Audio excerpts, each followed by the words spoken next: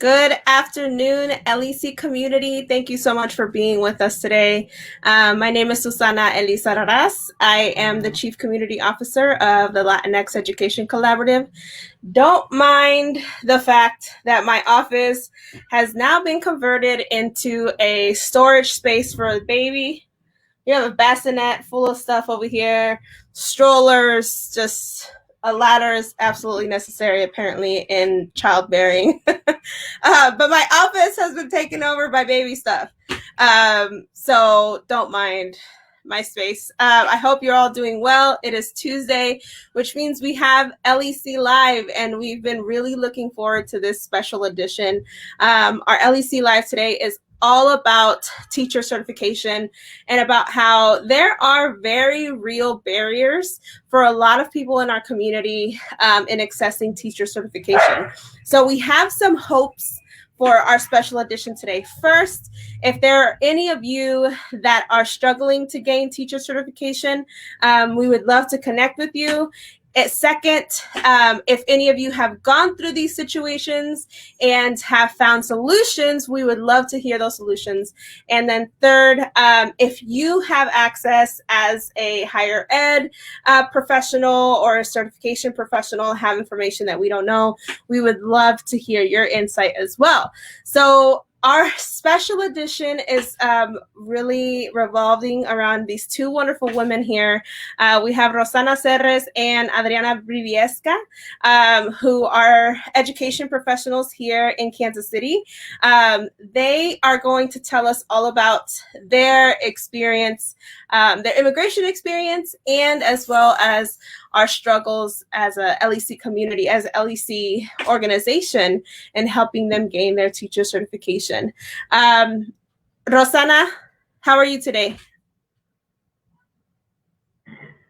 Hi, thank you for having me today here with you guys. I'm glad to cooperate and be part of this collaborative community that you guys already created. And yes, I'm here. I'm Rosana Serres, and I'm working as a parent educator, bilingual parent educator for Start at Zero, and my school partner is Escuela Vitanova, SBN. Yes. Thank you so much, Rosana, for being here and telling us a little bit about yourself. Adriana, how are you? Tell us what you do.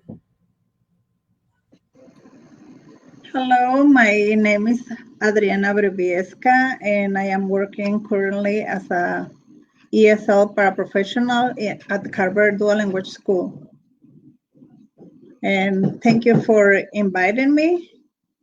I'm sorry, somebody is knocking at the door. Yeah, go ahead. Go ahead. That's the fun part about being live, is that you never know what's going to happen. So as you can tell, we have two amazing women here who do really good work for our community. I hear about the work that Rosana and Adriana do, especially in giving Spanish-speaking families access to the education that their students are receiving. One of the major elements of my upbringing was the fact that my mom couldn't access what I had going on at school, right? When I was younger, the resources were a lot less. We had a lot less Spanish-speaking paraprofessionals. We had a lot less, parent educators who spoke Spanish. Like, it's amazing that we are here in our community and we have amazing people like these two women who are helping provide access to our parents and to our students, of course. So we're going to dive into their stories. And hopefully by the end of today, Rosana mentioned right before we got on, like, hopefully we find some, resources and connections that can help us with the certification. Because as a certified teacher myself, I know that it's not easy to gain certification. And I had, I did my schooling here, and it was difficult to take the certification exam, to get the certification. And so it's going to be really great to have you hear the perspective of an immigrant Latina who was educated in their home country. And I'm looking forward to them sharing that. Rosana, if you don't mind, we'll start with you. Tell us what Your immigration story sounds like, where are you from, and what brought you here to the United States? Okay, yes, if you see, I'm very proud Venezuelan girl, this flat back here. So, hoo-hoo for my Venezuelan community. I came to United States 17 years ago in 2002, 2003, with my youngest, with my first child, Daniel. And he grew up here in United States. He already graduated from college, and I'm happy for that. Um, I came to United States looking for a better style of life. My country is under dictatorship for 21 years already. And I left all my family. They are still living in Venezuela. So I'm kind of living the dream and try to see what can do and build for a better style of life for me and my kids right now. And something that brought me here is like really looking forward how can I do the same I was doing back in home, and I was a kindergarten teacher there. So it has been like a long journey to me to go back to the education field, and I'm looking forward to see if I can complete those steps to become a certified teacher. What so you were a kindergarten teacher in Venezuela. So that means you got your university diploma. You had your certifications there, is that right? Yes, that's right. I was graduating as a kindergarten teacher. That's the comparable to United States. That's what the transcript said. But it has been like difficult for me to make for sure the college here in United States understand that and receive my transcripts. And we kind of navigate already with the DESI situation. And I do have my certification as a substitute teacher too. But I never have been like the potential teacher in a classroom. I always have been like the teacher A or a paraprofessional. And right now in my role as a parent educator is more focused with the family, working with the families and the little ones. Mm-hmm. Mm-hmm. That's always something that is disheartening for me. It breaks my heart, honestly, to hear of people who are very well educated in their home country. And then, of course, those credits don't get transferred over to the United States. Those certifications obviously don't get transferred over.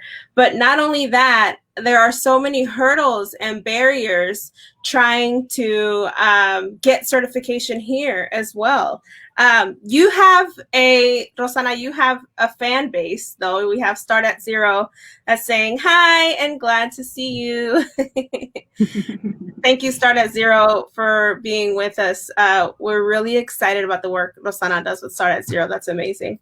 But yeah, it is really disheartening to hear about people. And that's not just in education, right? Like you hear about medical professionals who were doctors in their home countries, and then they come here and those certifications don't show, which makes sense, right? All countries have different requirements and different ways to being certified, but we're talking today about how difficult it's been to even get certified here in the United States.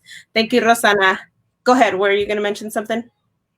Yeah, it's even like and I know and I understand, like you explain about the requirements that we need to complete to become a certified teacher here, or any type of job that you need to complete that. But what I'm going is for what the community needs. You know, we are part of this community and we are able to communicate and advocate for our community. So, and having this on the middle is like, not let us to go up, you know? So I think we need to be more flexible and help our community more. Yeah, well, the Latinx Education Collaborative, our mission is to increase Latinx representation in classrooms. But when there's barriers like this, where we have people, you and Adriana being examples of people who are very willing and really wanting to become educators and be in the classrooms in a different way, but then those barriers keeping us from doing that. Adriana, thank you for being with us today. If you don't mind telling us your immigration story, whatever you'd like to share about it, and what brought you here to the United States. Okay, the reason why I moved to the United States is because my parents, they have a difficult economical situation in Mexico, but and they decide to move to the United States. But at that time, when they moved, they say that is going to be only for 1 year, and that year become more time. And I decide, well, I came to visit one of my family members who used to live in Kansas City. But at that time, I was working as a classroom teacher in Mexico. I worked over there for about 3.5 years. I had the opportunity to work with all the grade levels in those 3.5 years. I know it's like in some schools, in the school one time in one of the schools I was working, I worked with first through third grade. It was first, second, and third grade, and so that's what I have the opportunity to work with multiple grade levels in Mexico. But when I came to visit my parents, then I decided to stay here. So I met my husband over here, and I decided to move when we got married to here. And I was telling him, okay, we need to go back to Mexico because my work, it was there. My parents were here, but my work, it was still there. And I wanted to go back to the classroom in my country. But he said, no, I don't want to do that. And I'm sure you will find a work in school. You will find something so you can continue with your career. But when I started to investigate about that, I hear a lot of stories that saying no. Even if you're a teacher in your own country, or you're a doctor, or you're a nurse, no, you're not gonna have any job. So at the beginning, I started looking for a job in everything. I say, well, okay, probably I could be cashier or something, because that was in my mind. I cannot do that. I cannot keep working as a teacher. And I start looking for a job, and every time when I apply and they ask me, what do you know, what you can do or something, I say I am a teacher. And it was like a barrier being a teacher. And until I went to a place where they was helping people to look, who was looking for a job, and I went to that place. And the first time when I have the first appointment, and it was a lawyer helping over there, probably he was doing like a social work or something. And then I remember he asked me, what do you know to do, what you can do? And I said, I am a teacher. And he said, oh, I have the perfect job for you, because I know a place where they need a teacher in Spanish. And I said, oh, I can't believe this. But I went to the place he told me to apply, and it was a pre-K. And yes, in that pre-K, it was bilingual. So they require in the same classroom teacher who speaks English and another teacher who speaks Spanish. I was the Spanish part, of course, because at that time my English, it wasn't very good. But Yeah, so I was really surprised after I hear everything because I was looking for a job in different areas of the school content area, and I'm glad, but I'm still working as a paraprofessional. I have 8 years working uh, in the school district. I'm gonna turn 9 this October, and before that, I was working for 3.5 years in a pre-K. And from the pre-K, I moved to the elementary education, and so that's how I started my career in USA. But I'm still looking for the certification, and it was, I think most of the problem is because we don't have the right information, or we don't know to where to go to get the connections and everything. Because when you move from a different country, you need to learn everything. You need to learn everything. You don't know how the system works. And I think that is a big issue, big barrier to people who want to become certified teacher or have certification in another field. Yeah. So. You know, I just had a conversation with Maria Franco this morning with Kansas City Girls Preparatory, and we talked about why education is important. And I told her, you know, my parents were immigrants, and they didn't know about American society.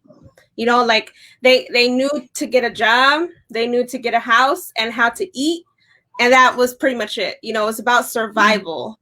And so what education opened up for me and my siblings was, okay, hay que abrir esas ahora puertas for more, not just survival. You know, it's now succeeding, now looking for achievements, looking for more information. And that's something really difficult. I mean, me seeing my parents and hearing from you two, just trying to access the information and the resources that are here in America, because there are very few people who are out there doing that work. Like, here you go, here's this. So that brings me to that. Rosana and Adriana and I have been working together for the past 4 or 5 months. And we have been working with DESE. We've been working with other universities in the area and just trying to figure out, okay, like, what do we do, right? And we keep, like, either we don't hear anything back, or we're hearing from people just saying, we don't know either. And so that's why part of the reason why we're here today is so that our community can hear that we're struggling to get these wonderful educators certified. And if you have any resources that maybe I don't know about, or the LEC doesn't know about it just yet, please let us know. Obviously, you hear some amazing stories here of women who were amazing educators in their home countries. So we would love to hear more information about how to get certified. Like Rosana said, we've reached out to DESE. First of all, it takes DESE a really long time to respond. It took probably a month and a half before Rosana and I even got an email back. And then when you get to the university level, people here in Kansas City don't know. They're like, we've never done this before, we're not sure. And what we've been told is reach out to universities in the Southwest United States, or on the East Coast, or on the West Coast. It's like, well, yeah, but those resources should be here too, you know? So that's kind of our next step. But if anyone has any more information, we would love that. So on a lighter note, I would love to know, why education? Like, why did you want to be a teacher in Venezuela and in Mexico? Like, what brought you to education?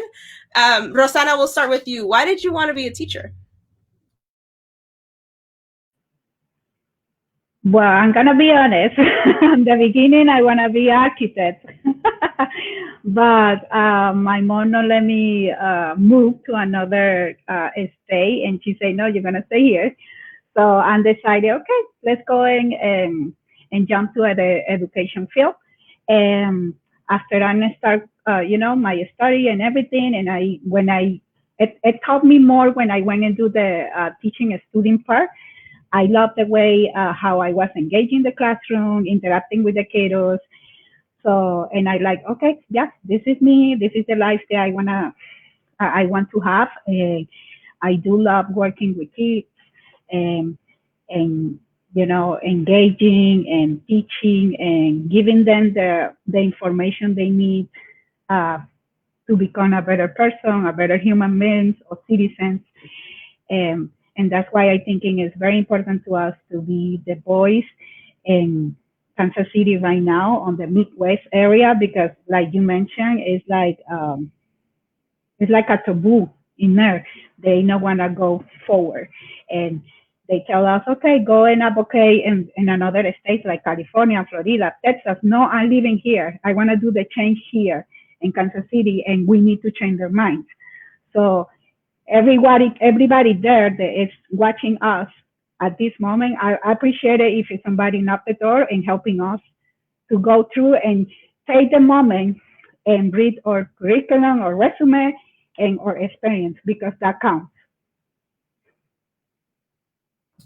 There's a comment that I really want to pull up right now about you, Rosana. Dr. Wade, thank you so much for being with us. This is so unfortunate. Rosana just shared this with me, and it's unacceptable. I didn't know. I will keep my eyes and ears open too. Thank you so much. That goes the same for the rest of our community. Thank you for doing the same. And this just like tells us more about Rosana and why students and families deserve to have her. Rosana is naturally gifted at teaching. I love that. I think that's the greatest compliment. Whenever anybody would say to me, like, you're a great teacher, because as teachers, we often don't get that, right? And you have so many students, you have so many parents that it often feels like you're failing. So thank you so much for that compliment for Rosana. That means a lot. So Adriana, tell us about your passion. Why is your passion education? Why did you want to be a teacher in Mexico? Okay, I think my passion started when I was probably in 5th grade. I remember I was visiting one of my uncles. He was a teacher, and I went to his classroom, and he was teaching like a fraction or something. He had like a 3rd grade. So I remember I was walking through the lines of students, and he introduced me with a class, and she said, she's my niece, and she's gonna be here helping us. And then I was walking through the lines, and my uncle asked me, can you help me with this student? And I said, yes. And I went and I explained to another kid what to do, and he understand what I explained to him. And I said, oh, this is really easy. Do you understand? And he said, yes, I understand. And he started to do the work. My uncle, he asked him to do. So I think my passion is that over there. And yeah, sorry. And No, please. yeah, so like Rosanna said, like Rosanna said, if I want to become a teacher, I don't think it's fair if we need to like go to another state to look for the help we should have over here. And like tell my kids, okay, you know what, boys, we're gonna move to another state. We need to leave our house or something. I don't think if we have the passion to be a teacher, that shouldn't be the way we have to pursue our dreams, like for leaving the state and you know, I think we need to have the help we need to guide us all with all the steps we need to get the teacher certification. Adriana, thank you so much. You have me tearing up over here.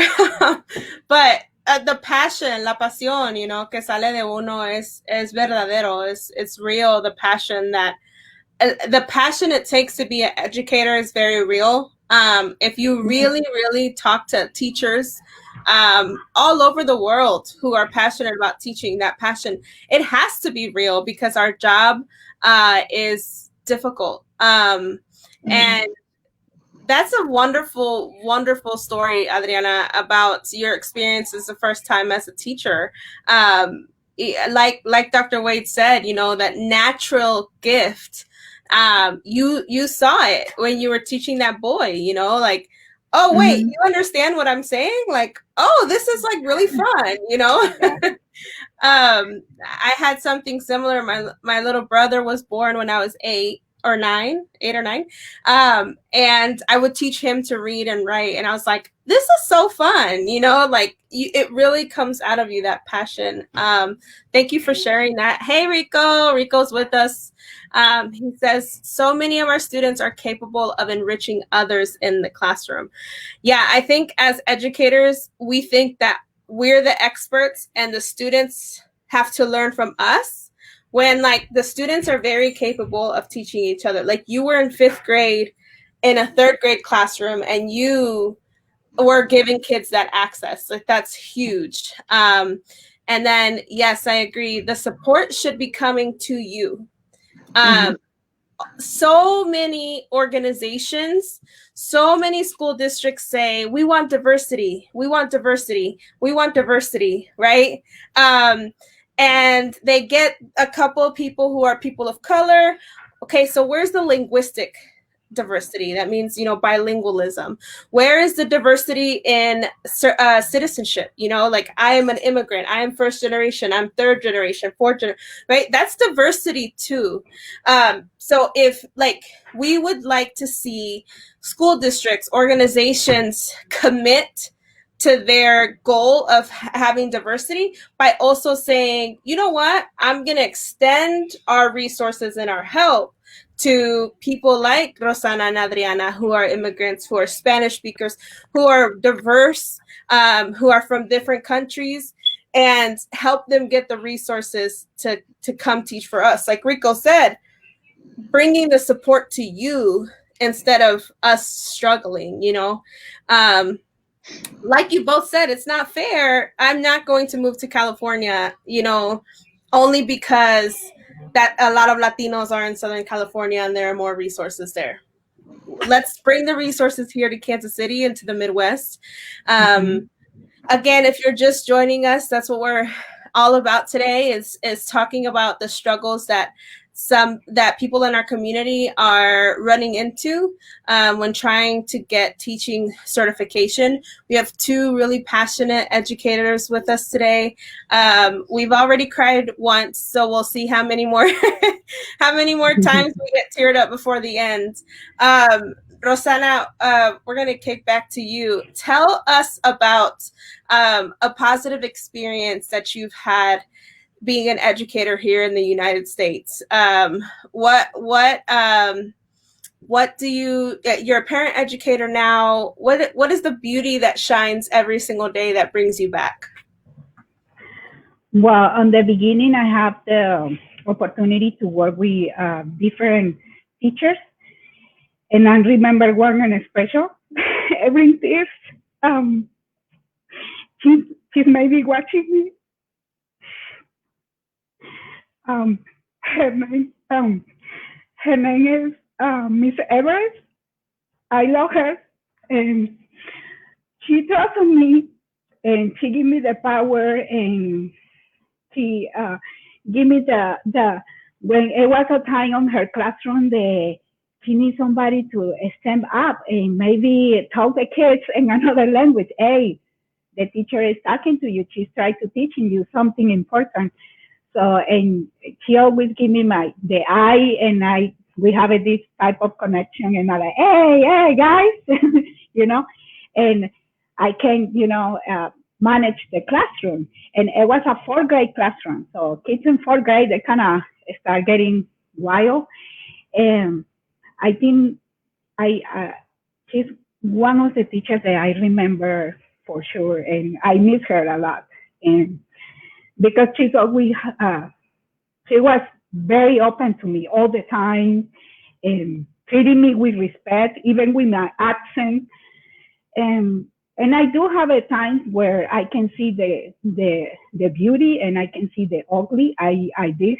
I remember times when it was a teacher that she was making a comment like, "Oh, I'm gonna receive this new kid. How I'm gonna handle this? He's a newbie. He just immigrated. He just came to the States. What I'm gonna be teaching him?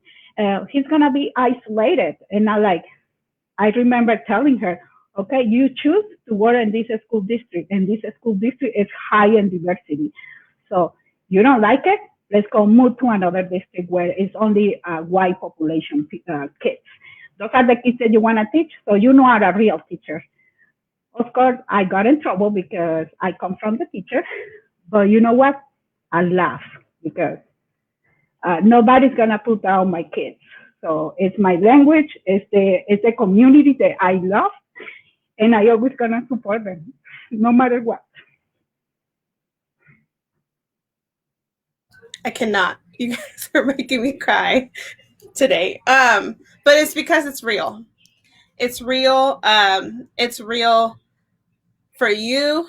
It's real for our students. Our students who, I mean, I cannot imagine being a child and moving to a new country and leaving behind everything that I know and just needing support. I mean, Rosana, you talked about the teacher who you worked with the first time you went to work and how much she supported you. And that is so needed and so valued. With our school system at all. Honestly, we're all struggling. Like, you know, we all need support and we all need help. But especially our kiddos, you know, our new American kiddos, just feeling lost and new and scared, you know.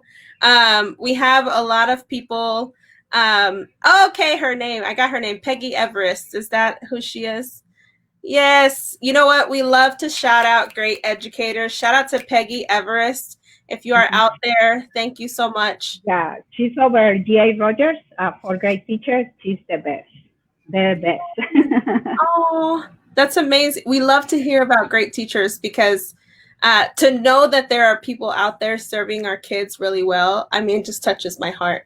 Thank you, Angela, for your comment. And thanks, Peggy, if you're out there in the universe. Thank you for what you do.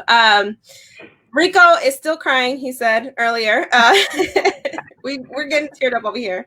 But he said, Rosana and Adriana, we love you. Thank you for your hard work. That's, you know what, this is the reason, this comment is why I thought like this show needs to happen, because there are so many people who want to support both of you and want to support both of the work that you do. And we don't want you to leave. We don't want you to leave education because Rosana, kids need you. Adriana, kids need you. Now we just need to get over this hurdle of trying to access this certification.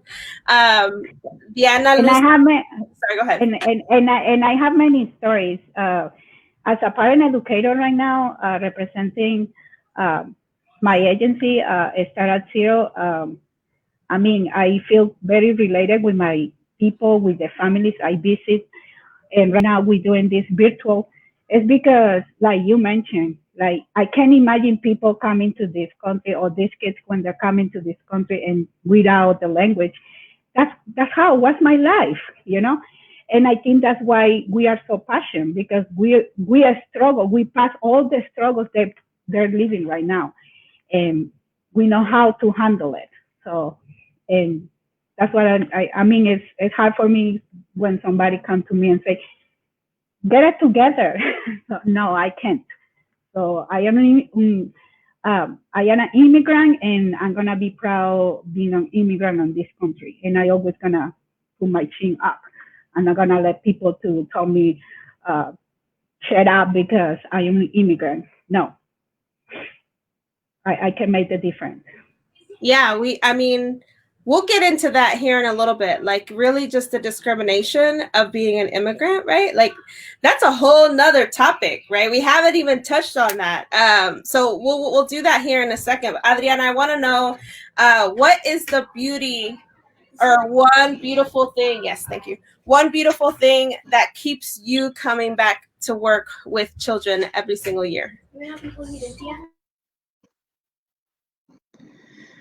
It's because the reward when you see kids are learning to speak or to read or to write, it has no price. Absolutely. And when you see how you are helping kids to grow and achieve their own goals, or just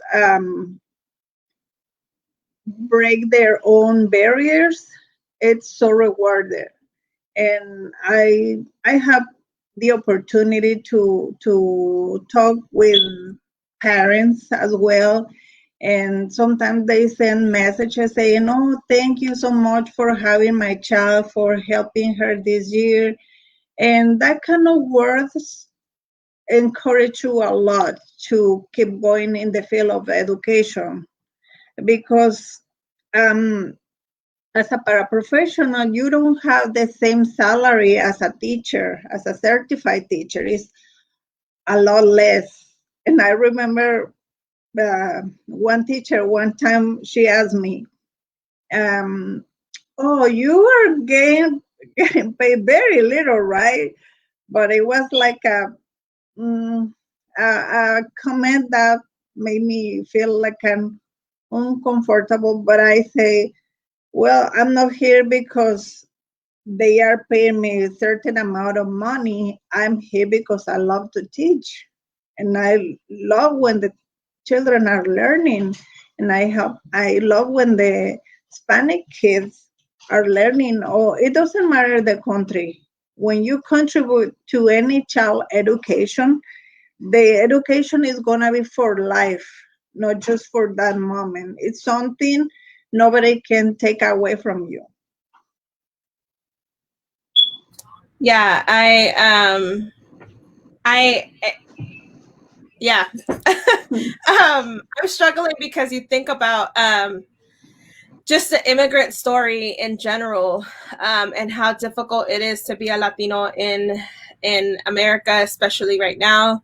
How difficult it is to be an immigrant, from all over the world in America, and to more so, ladies, is that you were very well educated in your home country, and you both had certifications in teaching, and so it really does bother me that we're struggling to find certification here in the United States, because you too deserve it. Your passion shows, your commitment to students shows, because you could be doing another job, right? You could be doing other work that maybe pays more. You're both bilingual. And so a lot of jobs out there are offered for bilingual people, but your commitment to students and your commitment to schools has come first for you. And we really appreciate that. Like I said, Edgar and I were like, we have to have this show because we don't want you to leave education, but we understand how frustrating it has been to help support you get certification, and how many barriers and hurdles we keep running into with trying to support you. So for our community, if you have any access or information, we would love that information on our end. We have Rosana, maybe una conocida de usted. Hermosa Rosana, un ejemplo para todos los latinos, te admiro mucho. ¿Es una conocida suya? Es una de las mamás con las que yo trabajo. So this is a parent that Rosana. It's a parent, yeah. It's a parent that I had the blessing to work for around almost a year. That is so beautiful. That's beautiful. So, Diana, muchas gracias por estar con nosotros. Estamos muy contentos de que pueda trabajar con Rosana. Sabemos que es muy buen recurso y muy buena maestra. So, yeah, gracias por estar con nosotros. Ms. Jimenez, hello. Thank you so much for being with us. She says, it's so important to have representation from our own backgrounds and communities for the success of our children. Creating barriers for educators of color is incredibly discriminatory. Thank you so much. And that's what we're here talking about today, is how representation matters. You know, representation matters.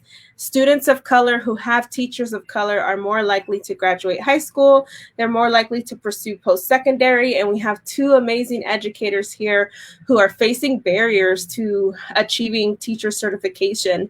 Now, that last word that Ms. Jimenez brought up, discriminatory.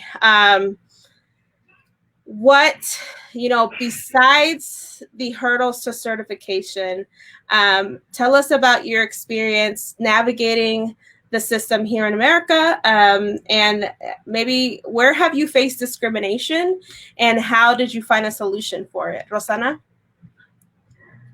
Well, I think the last that I remember for sure, and I shared with you, is I don't know if I can mention the college, but I don't want to be, you know. I sent my transcripts over to one of the biggest college here in Kansas City. So this is, believe me, this is like, I think 6 times me trying to knock the door to see if I can receive any answers. And the advisor of this college not even read my transcripts, not even read my resume. And he answered back to me like quickly and says, oh, you are a potential international student. And I like, oh, do you went through to my transcripts? Do you realize I am legal resident in United States? So, and I showing you my transcripts. So what you mean? So, and I got so frustrated, and of course I shared with you. Yeah, I mean, it just felt like there wasn't an opportunity for support there. You know, if it was someone who wasn't sure how to help us, then that's something you could say, right? Like, hey, I'm really not sure what to do. Let me talk to my department. Let me talk to other people and I'll get back to you. But it was a very quick, you're an international student. And no, you're not. You know, you live here in the United States. You live in Kansas City. So yes, that was a little frustrating. Yeah, it's a lack of information with the students' advisors and here in Kansas City. They really don't care about when somebody like in my situation comes to their table. They don't know what to do. They don't know how to handle. But us, when we receive children without the language, we know how to handle, right? Mm-hmm. Mm-hmm. Mm-hmm. Not only, I mean, not only do we know how to help them, we are expected to know how to help, right? Which is fine because it is our job. But you would think that as advisors that we would at least have access to more information than what we got. I'm gonna pull up. Well, actually, Adriana, I want your input on that. Any points where you have reached some discrimination and a solution that you found for it? Okay, well, I remember one time I was trying to enroll myself in classes in a college, and I went to that college to have some information about the programs they have and so.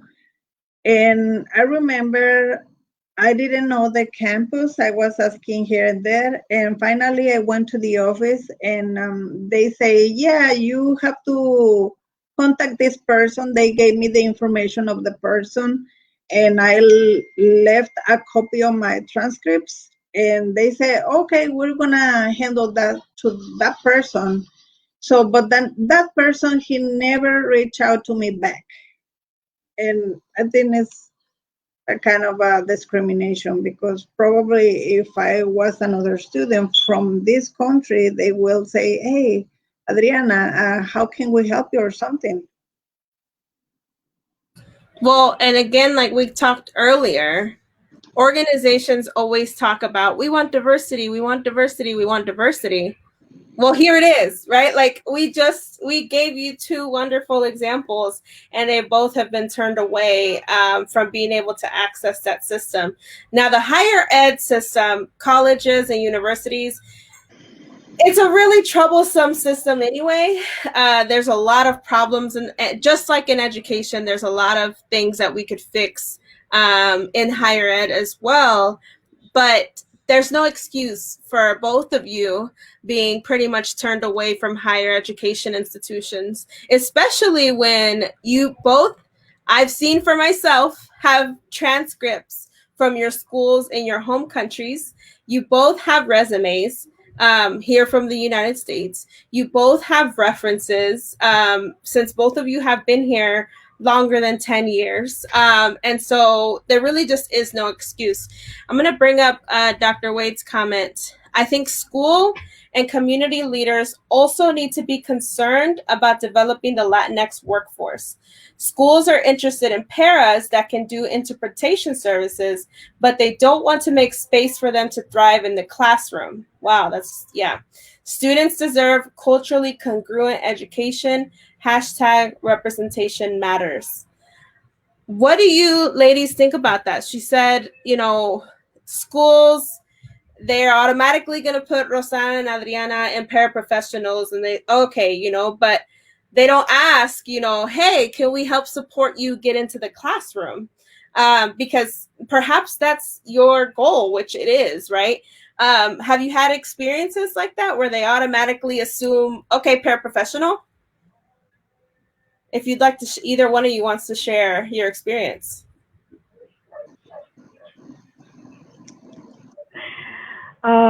Yes, I do. During my time, I was on, working with KCPS, and I'm gonna say it. I knocked the door a lot of times to my administrators, and I had the opportunity to work in different schools.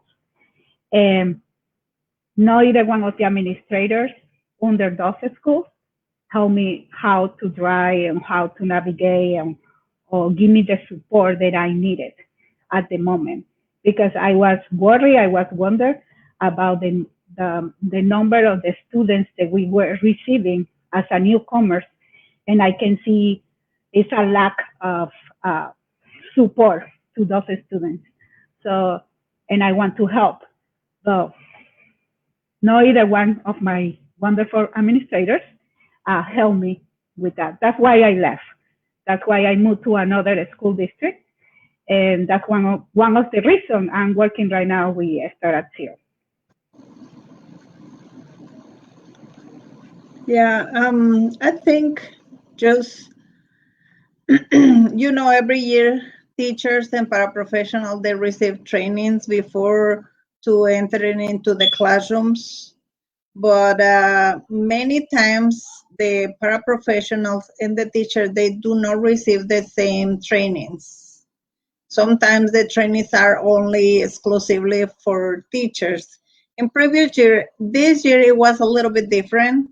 They allow me to choose any training I wanted to have, but it was only 3 days. And I know teachers, they have access to more trainings, to more sessions, and those sessions can be paid, but we don't.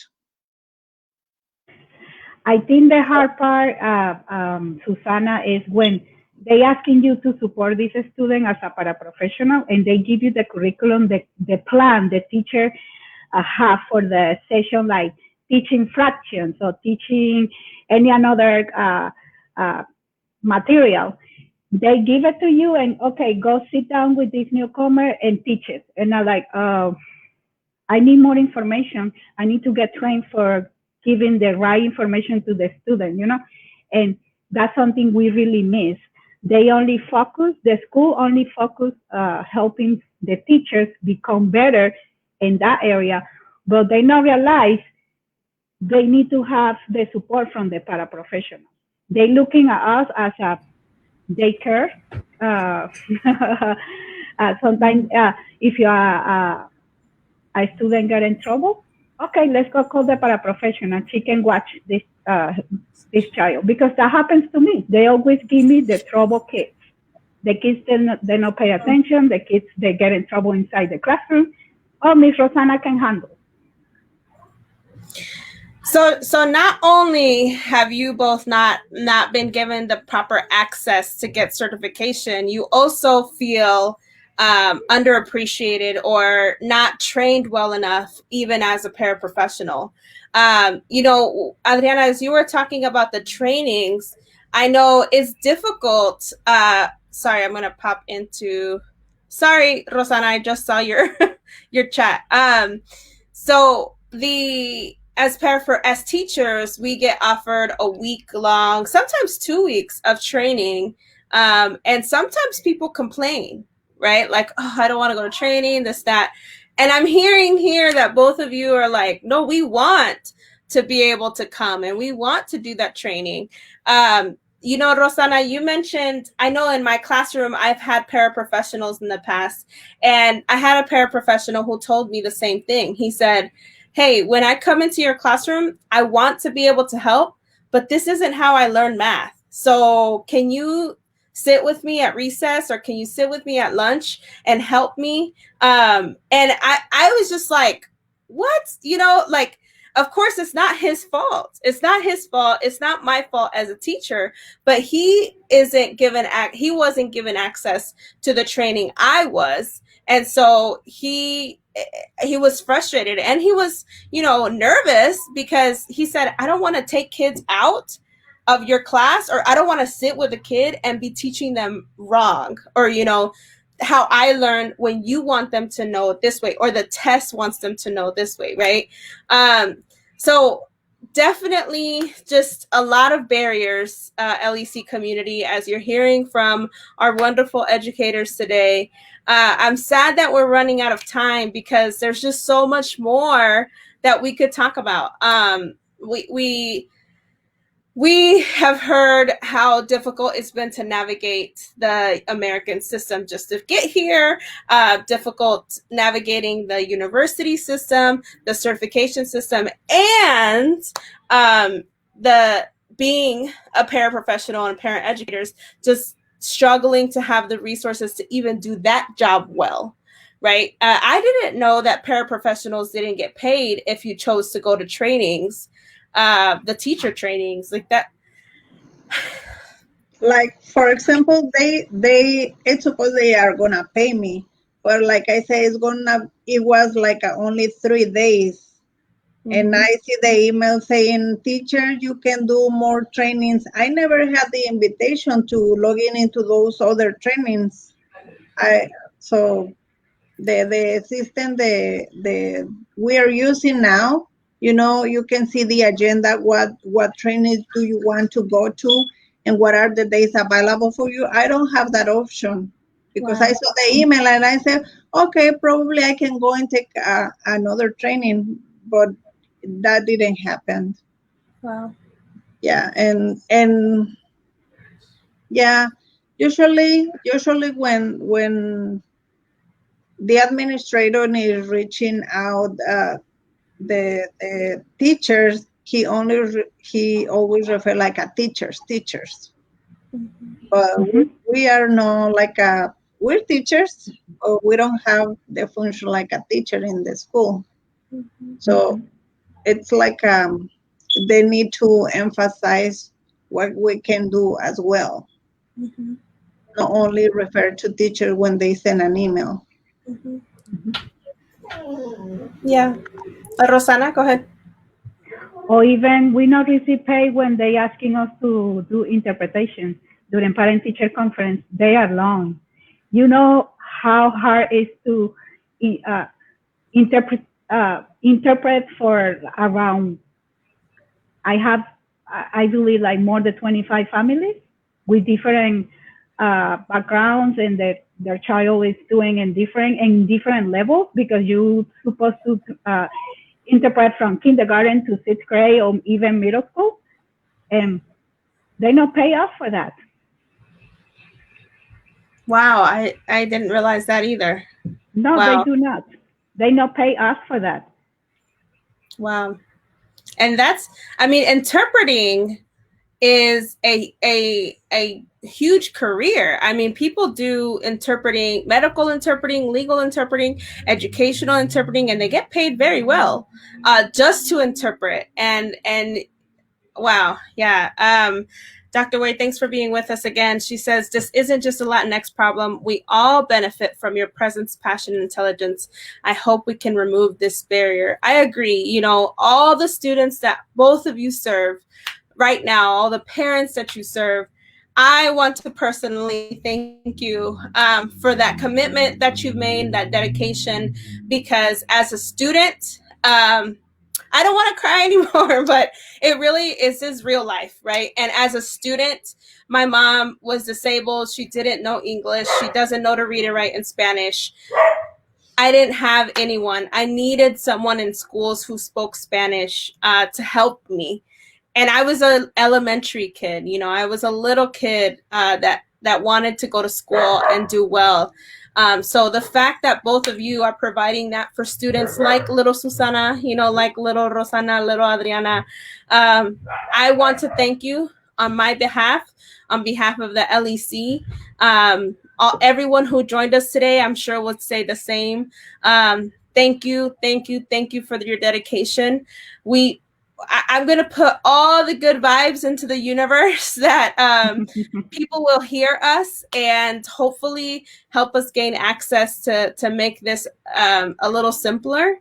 It's something that so many people want, but that you two have been looking for a while now. You know, Rosana, I think you said this is your 5th time trying to access this certification system, and Adriana, I'm sure for you as well. Any last? I hate that we have to go because we could talk forever. Adriana, any last words or questions or words of encouragement before we? Yes. Hopefully, the next time we can meet, we know a little bit more about the resources and the process, and we can help to other people to know they have another possibilities. Like, no, if I have my career from my country, they can access to resources to improve in their career, not just like left behind their career. Okay, and I need to find another completely different job because I can work over here with the things I know. So hopefully next time this meeting help another teacher, another people to reach their goals, their dreams, their certification in their careers.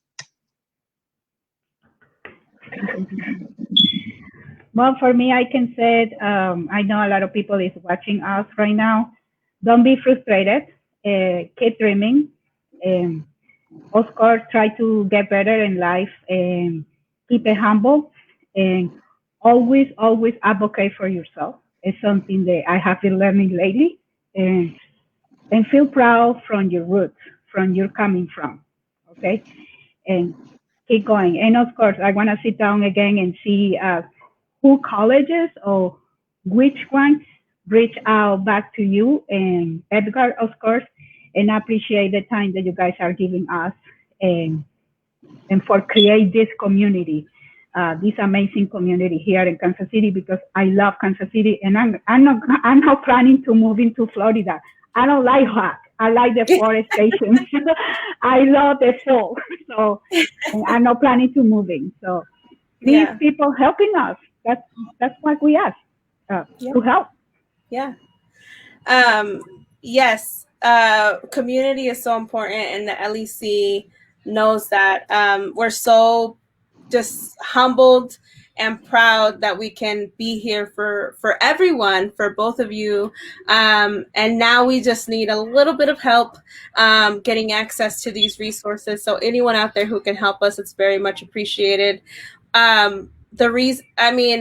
I teared up at least 4 times today because it was such a great conversation with Rosana and Adriana, both amazing, dedicated, committed educators. Thank you for sharing your stories. I know it's not easy, and it's not always a fun topic to talk about, especially because we are struggling to gain access to those systems. LEC community, thank you again for joining us. Rosana, Adriana, thank you. They're available, to be reached out to, but if you want to reach out to them, feel free to send me a message or send me an email. And whatever we can do to help Rosana and Adriana, please let me know, let Edgar know. And as always, thank you for, yeah. Hi, Shala is with us, and Dr. Wade, and pregnancy. Yes. Yes. Edgar and I are both having babies this fall, so that will be fun. I know, right? I can help with that. Yes, you can. Rosana and Adriana, muchas gracias por estar con nosotros. Apreciamos mucho su tiempo, honestamente. Let us know how we can support you starting this new school year. And hopefully the next time we have a conversation on live, it can be like a celebration. Like, Rosana and Adriana got their certification this week, Yeah, All it's right. a lot of programs there. Okay, Yes. thank you. Bye. Thank you for all your help. Of course. Thank you so much. Bye, everyone. Thank you. Bye.